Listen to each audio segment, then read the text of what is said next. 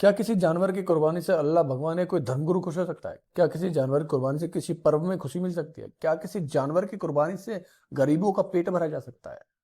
आज हम बात करेंगे ईद के बारे में। नमस्कार साथियों, बंटी की बैठक में आपका स्वागत है। इस्लाम में कुर्बानी बलिदान का अर्थ केवल पशु बलि देना नहीं, बल्कि यह पैगंबर इब्राहिम के अटूट विश्वास, त्याग और अल्लाह के प्रति समर्पण की याद दिलाता है। इस्लामी मान्यता के अनुसार अल्लाह ने पैगंबर इब्राहिम की परीक्षा लेने के लिए उनके सपने में अपने सबसे प्रिय पुत्र इस्माइल की कुर्बानी देने का आदेश दिया।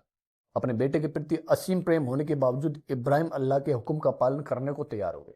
जैसे ही उन्होंने अपने बेटे की गर्दन पर छुरी चलाई, अल्लाह के आदेश से इस्माइल के स्थान पर एक जानवर आ गया और इस्माइल सुरक्षित बच गया।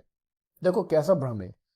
पहले अल्लाह उसकी कुर्बानी मांगते हैं और फिर वो ही किसी जानवर को भेज देते हैं। ये भगवान पर एक तरीके का ब्लेम लगाया जा रहा है कि उन्होंने पहले कुर्बानी मांगी और फिर उन्होंने एक जानवर को उनकी जगह पर रख दिया। भगवान कभी भी किसी जानवर की हत्या से खुश नहीं हो सकते। भगवान सिर्फ थोड़े बहुत चंद प्रेम से खुश हो जाते हैं। तब से इस मान त्याग की याद में बकर ईद पर जानवरों की कुर्बानी देने की प्रथा शुरू होगी। एक उल्टी मानसिकता के बाद ये सब चीजें शुरू हो गई। एक जानवर की कुर्बानी देने से अल्लाह को खुश किया जा रहा है। आज के समय में जब कोई कुर्बानी देता है तो मांस के 3 बराबर हिस्से करता है। पहला हिस्सा अपने परिवार के लिए, दूसरा हिस्सा रिश्तेदारों के लिए और तीसरा हिस्सा जरूरतमंद लोगों के लिए जो ईद की खुशियों से वंचित रह जाते हैं। उनके अनुसार यह समाज में समानता और भाईचारे को बढ़ावा देता है। ये कैसा भाईचारा है, एक कैसी मानवता है जो उनके अनुसार एक जानवर को काटने के बाद दी जा रही है?